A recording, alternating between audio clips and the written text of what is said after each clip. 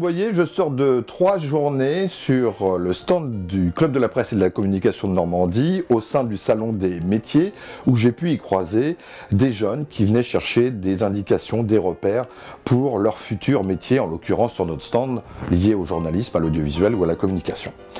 Là où j'étais encore assez surpris, c'est par rapport à leurs questions qui tournaient autour de quel parcours, quelle filière, voire quel salaire. Alors j'ai pris les choses différemment. Et je leur ai demandé, mais est-ce que tu n'as pas des passions dans la vie à côté du métier que tu veux faire? Est-ce qu'il n'y a pas une passion particulière? Le sport, la musique, le théâtre, la littérature? Ils avaient du mal quand même à m'avouer qu'ils avaient des passions ou des hobbies. En principe, ils en avaient toutes au moins une passion. Et je leur ai dit, on va peut-être s'appuyer là-dessus. Et à partir de là, on va construire un parcours professionnel et pas dans l'autre sens. C'est très surprenant, c'est très déstabilisant pour eux. Alors je leur ai donné des exemples, je dis tiens toi c'est quoi ta passion? Moi c'est le tennis, très bien, donc tu es dans un club, oui je suis dans un club, et tu veux faire un métier dans l'audiovisuel, oui c'est ça. Tu vas aller à ton club, ils vont peut-être pas te reconnaître, tu fais toc toc toc à la porte du président, tu dis bonjour je suis Emilien et je crois que je suis l'avenir du club.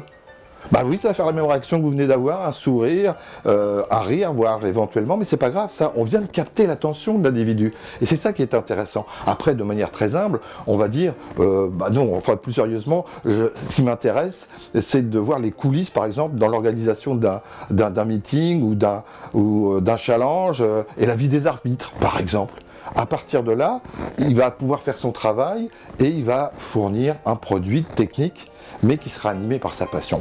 Quoi de mieux que de vivre de sa passion, d'aller au travail animé par cette passion?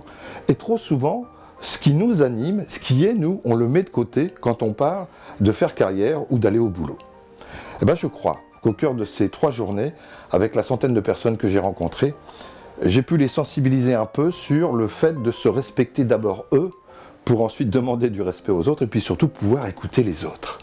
Je pense même qu'on a pris du plaisir à échanger. Donc je crois que le plus important c'est de partir de sa passion, on en a toujours une ou plusieurs, et de se dire qu'avec on va construire une vie plus belle, notamment la nôtre.